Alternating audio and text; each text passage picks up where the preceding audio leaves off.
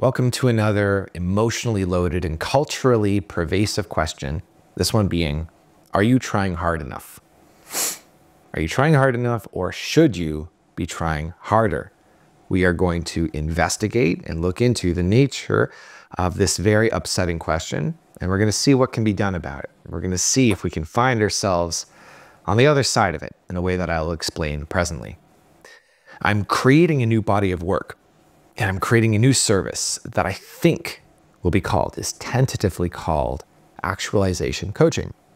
And so this would be for people who feel like they're lost in life, who don't know what they're doing, who are asking themselves, what am I here to do? What am I supposed to do? I don't know what to do. Feeling guilted, like I'm failing at life, or I'm disappointing myself, or disappointing others, disappointing God. There's a sense of being on borrowed time and not doing it right, and there's sort of an existential panic about it. So if that appeals to you, then you may want to listen to this and stick around for what I'm going to be doing about that, the coaching that I'll be offering. I'll tell you about that at the end of the video. But for now, we're going to address this question of, am I trying hard enough, or should I be trying harder? Because, well, it's low-hanging fruit. It's easy pickings. So the way that we'll go about this, though, is that we're not going to answer the question. We are going to dissolve the question. The reason for this is because this is a false question, and we need to learn to discern between false and true questions. A false question is simply one that if we were to attempt to answer it, we would be able to, because we are creative individuals and we create wherever we point our attention to. But in this case, whatever answers come from this question will be life-denying and not life-affirming. The answers that come will cause us suffering, strife, confusion, contraction, fear, unwellness. And the more we do it, the worse it gets. And so again, it's not because we need the right answer to the question, but because the question is based on a false premise. And so what we do is we dissolve it in order to step beyond it. That's what we're doing today. So I would like for you to know in the comments, if you'd please right now quickly tell me, is this valuable to you? Are you in? Does this appeal to you? Because based on your answers, it'll kind of help me figure out what I'm doing. And that would be just so wonderfully valuable to me while we're on the subject of value. So thank you in advance. So onward, let us see what we can do about this question. Am I trying hard enough? So first and foremost, we all know culturally that the word try, there's something kind of janky about it, right? We all kind of know this Yoda quote, which is do or do not. There is no try. And I first learned this from one of my hypnotist teachers named Mike Mandel, where he said that try implies failure. And it's a very cool and important insight, where if you hear anybody saying, I'm going to try to do this, or I'm trying to do this, what you can basically assume is that whatever it is they're attempting to do, they will not successfully do. They will fail at what they're doing. And this is because whenever you are trying to do something, it means pretty much by definition that you don't expect to do it successfully. That's what try means. But there's an extra complication in it where we actually feel that there's a nobility around trying, where if, say we're trying to do something and we don't end up doing it, as long as we tried really, really hard, as long as we left all our energy on the court, as long as we come out of that attempt totally, totally exhausted, then there's sort of a nobility around it. Like we feel good about it. We go, good for you. So it's like, if you didn't do it, if you didn't actually get the goal that you're after, as long as you're totally exhausted, then there's no harm, no foul. And, our culture approves of you, this kind of thing. So as we do this, I would like for you to also take yourself through this, because this video, what we're about to go through, will have the opportunity to transform something that you're struggling with. So think now of something that you are attempting to do. You can make it into something that you've been struggling with for decades, or it can be something quite small and insignificant. Either way is fine. Now notice, first of all, that this thing that you are attempting to do, that there's sort of a treadmill kind of effect where forward motion is basically not a guarantee, but backward motion kind of is. So let's just say, for example, that you are trying to lose weight, and say you've been trying for a very long time, years, decades, and you haven't succeeded. there's an implicit assumption in here that if I just tried hard enough, if I just really, really tried as hard as I possibly could, then I would reach.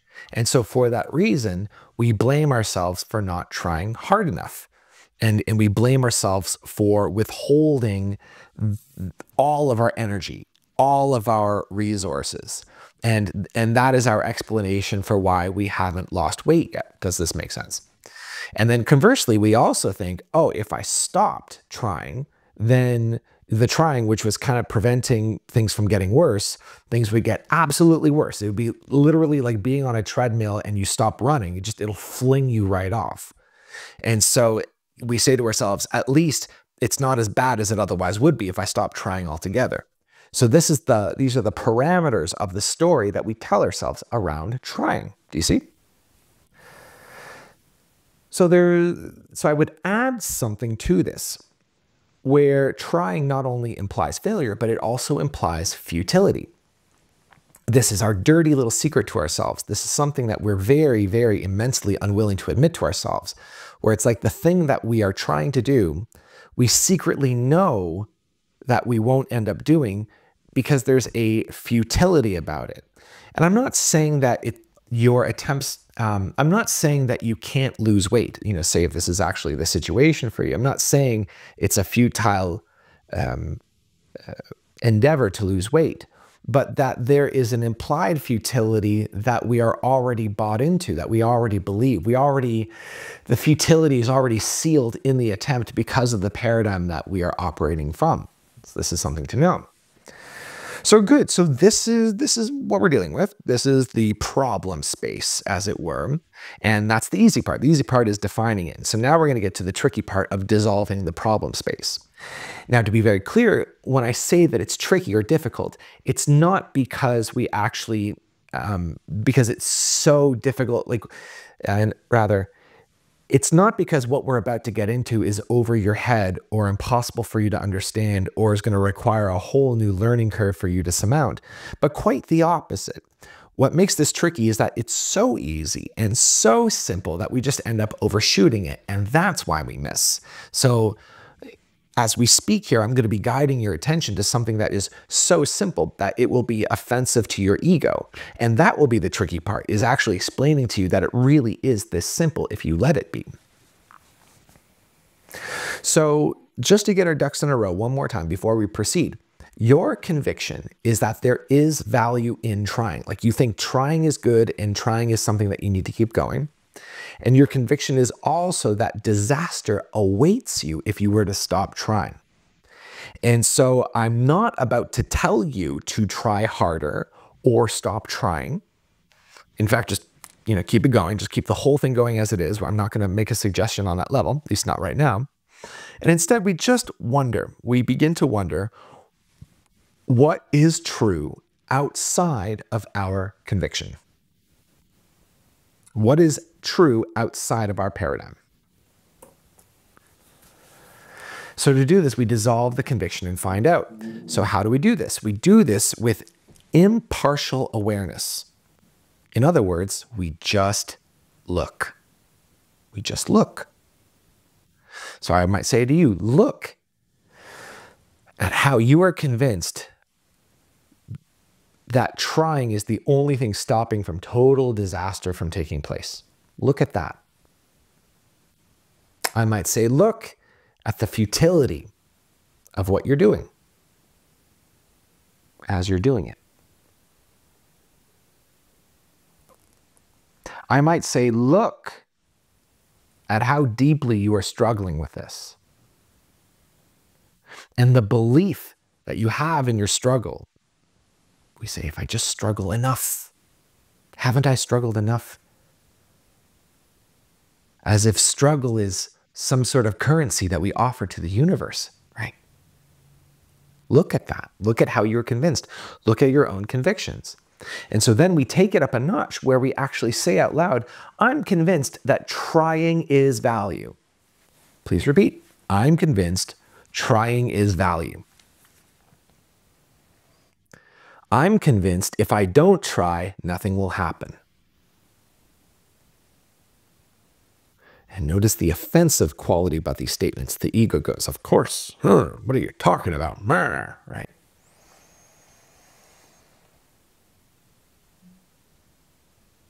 I'm convinced that this is working.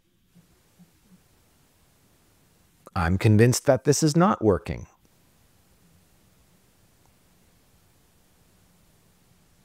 And now try this out. Here's a new series of phrases to try. I don't know what to do. Nothing's working. I don't know how to do this. I don't know if I can do this. I don't know if this is possible for me. So I like to call these confessions of my unknowing, because it's sort of a confession that we make to ourselves of what we feel like we're supposed to know, of what we tell ourselves that we know, but we don't really know. I don't know. I don't know what to do. None of this is working. This is so frustrating. This is also effective because it illustrates the degree to which we never had control, but we just told ourselves that we had control. I made another video about this called Control and Surrender, where I go into exactly this. I'm very proud of it. So there's that's how this ties into here. Now stop and notice how this feels in your body. How does the body feel? It's really strange where we're saying with our mouths what could really only reasonably be interpreted as bad news. I don't know what I'm doing. I don't know how to do this. I don't know if this is working. I don't know if this will ever work, right? And yet there's a release in the body, isn't there? There's a relief, there's a relaxation, there's an opening, there's a silencing of the mind. Some people yawn too. I don't know why, it was just a physiological response. What it means is that you are going from being inside of your convictions, which is sort of a nightmare scenario. The nightmare being, I'm not there and I'm not trying hard enough, and that's why I'm failing, and I need to keep trying, and I need to try harder. It's a really unpleasant series of ideas to subscribe to, right? So we go from being in that to being out of it, where we look and go, oh, I see, here's what I think. And so what's this space that we're in now that we can view our psychology? Well, we're in the territory outside of the story, see?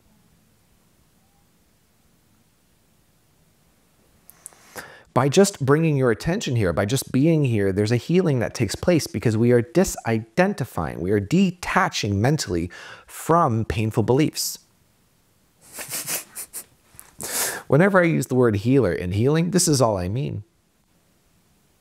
To bring attention to self-generated suffering so we can go, oh, I see, this is how I'm generating my own suffering.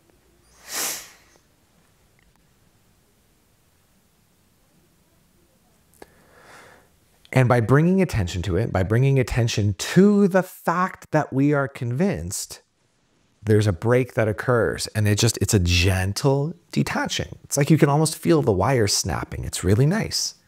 What will also happen, what you may notice, is that your old psychology will attempt to get you back in with its sort of gravitational field. And it will do this by threatening you. It'll threaten you. It'll say, like the bad thing is really going to happen. You really are going to get flung off the treadmill. It's almost too late. But if you still get back in line now, if you still get back in, then it'll be okay, even though you've lost a little bit of ground.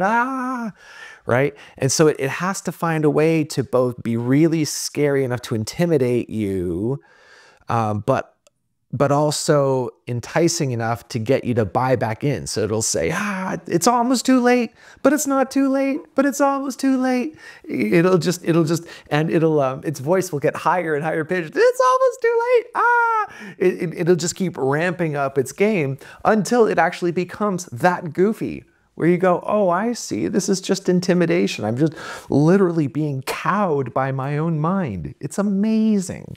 It's amazing to see. So what now? I mean, you may be following along. Hopefully you're enjoying this, right? Then you may be wondering, okay, well, how does this get me money? How does this cause me to lose weight? Like how, how do I get my stuff? And I want you to know, I really respect that question. I really respect that. And I see part of my job as connecting what we're doing here to the end result, right? This is something I've been very slow to recognize, but we're getting there. I'm getting it into my thick skull, right? So how does it work? Well, by stepping out of the old psychology and by stabilizing in the new one, where we're not going into a new series of beliefs, we're just out of the nightmare. That's enough. You can just exist in the space outside of the nightmare. You don't have to call it anything. You don't have to put anything else in your mind. You're good, right? You ask yourself now, what now? What now? And so what's amazing is that, I mean, you may already have a clear insight into what to do. Like something just occurs to you. It's like, oh, I know what I need to do. That often happens. If not, if you have not received a clear insight just yet, then just take a minute. Because we did something massive just now, right? Like we've been through something, have we not? Right? So take a minute and just relax and just let what's happening. Like notice how grounded it feels, how centered it feels, right? How good it feels. And then, when you're ready, just ask, what now? What seems like a good idea right now? And the difference, asking this question here, is that you will get an answer that will feel good for you. It will feel inspired. It will feel correct. You will feel like you want to do it. In other words, there won't be any conflict around it. There won't be any trying to get yourself to feel a certain way or think a certain way or to do a certain thing where there's this constant threat of disappointment. Like, I just wish I could get myself da da da da da da da. Now it's just like, okay, what shall I do now? What makes sense for me to do right now? And whatever comes up will be grounded. It'll make sense. It'll be practical. It'll be appropriate. And for that reason, there will be so much power behind it. There, that's how you get your result. Now, you may have to go through this a few times. You may find that there's several layers to your painful, contracted ideas, but you can just go through this process several times. So there we go. I hope that helped you. Please go ahead and hit the like button. Now, I am putting together a new service. This is actualization coaching, and I'm figuring out the marketing behind it, the branding of it. And so for that reason now, you can get one-on-one sessions for $25 USD. The price will go up from there once I solidify what I'm doing. So get it while the getting's good. A one-on-one session, I'm going to take you through this. We'll talk about it. If we hit any hiccups, if there's anything not clear or confusing about it, we'll figure it all out. And we will move you outside of your sense of needing to try hard. So if you're interested, there will be a link for that below. Also check out the Sovereign Creators Collective, where we practice and dive into and understand and explore sovereignty from all of its different angles. There are so many angles. That's just $36 Canadian per month. It's about the same price as the session. You may as well do both. We would love to have you. There's, it's a very intimate group. Like, you'll get a lot of one-on-one attention if that's up your alley as well. And that is all. That is all. Thank you for watching. Let me know if you have any other questions. I would love to answer them. I'll catch you on the next one.